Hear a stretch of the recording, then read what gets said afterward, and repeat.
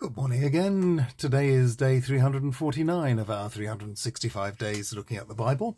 We are still looking at St. John's special insights. We've come to the second of the signs in his Gospel, which you can find in John chapter 4, verses 43 to 54. And this is the healing of the royal official's son.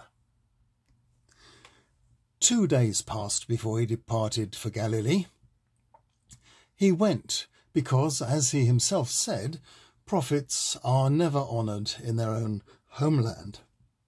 Accordingly, when he arrived in Galilee, the people there welcomed him. They had been at the feast in Jerusalem and had seen what he had done there, so he came back to Cana in Galilee, where he had made the water become wine. At Capernaum there was a royal official whose son was seriously ill. When this man heard that Jesus had arrived in Galilee from Judea, he went to him and asked him if he would come down and heal his son who was about to die. When Jesus heard this, he said to him, "You only believe when you see signs and wonders." The official replied, "Sir, please come before my son dies." Jesus said to him, Go now, your son will live." The man believed the word that Jesus spoke to him and set off. Whilst he was on the way, his servants met him and told him that his son was alive. So he asked them what time the boy started to get better. They said to him it was yesterday about 1 PM that his fever left him. The father knew that was the time when Jesus had said, "Your son will live." And he believed, and all his household.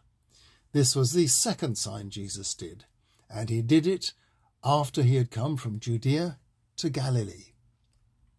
Now, there had been a distinct absence of magic and hocus-pocus in Jesus' first sign at Cana, just a simple fetching and pouring of water. The same is true in this second sign. No prayer, not even an affirmation of faith on the part of this courtier, just, in a pretty hopeless situation, a tiny whisper of a possible hope that there might be a chance Jesus could do something. He wanted Jesus to go home with him and expected him to do what healers traditionally did, and still do. Possibly providing healing potions or folk medicines and laying hands on the sick person with prayer. There is a similar story shared by Matthew and Luke, in which the courtier is actually a Gentile and a centurion, and the boy is his servant, not his son. But that is not this story. Practical as ever, Jesus has to assure himself that the courtier is genuine and not just a sensation seeker. The man's emotion and despair shine out from his reply.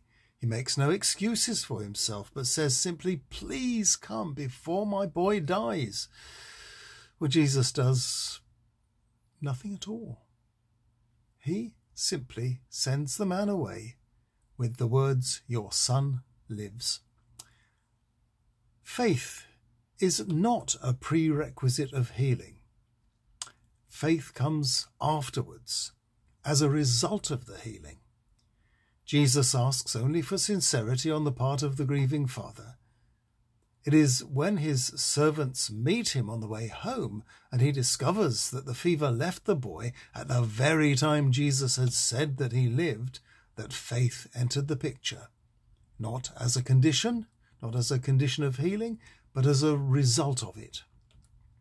This is the second of the 7 signs to be enumerated by John. He doesn't number the rest, so we have to surmise which will be the third and so on, and my numbering of them is as good a guess as anybody's. For me, the third sign will be the feeding of the 5,000.